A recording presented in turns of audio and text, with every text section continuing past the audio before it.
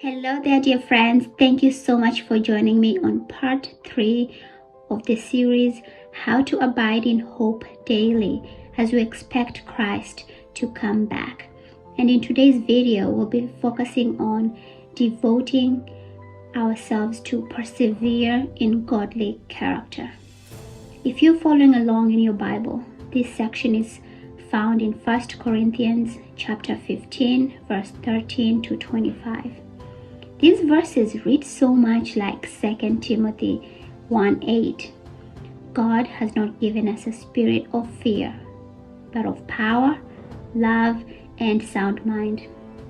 We also hear echoes of this all throughout these 11 verses.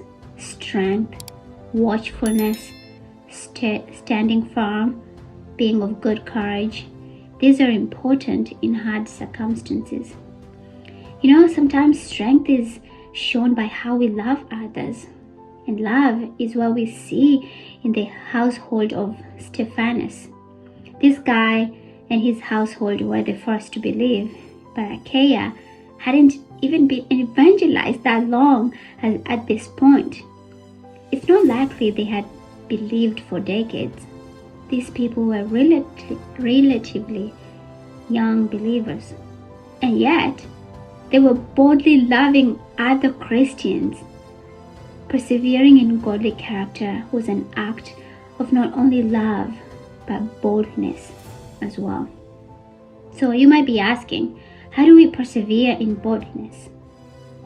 The passage gives us a couple of clues. Number 1, let the needs of the saints be your guide.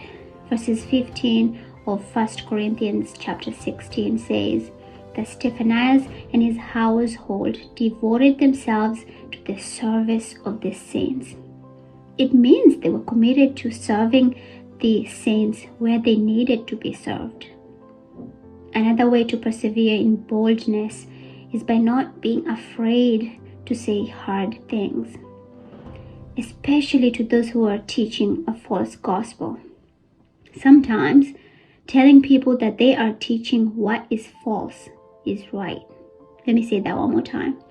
Sometimes telling people that they are teaching what is false is right.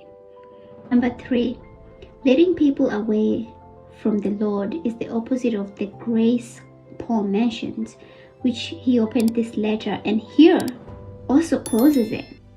Grace is what we extend to each other to refresh each other's spirits, and it is what we extend to those who are lost without the gospel.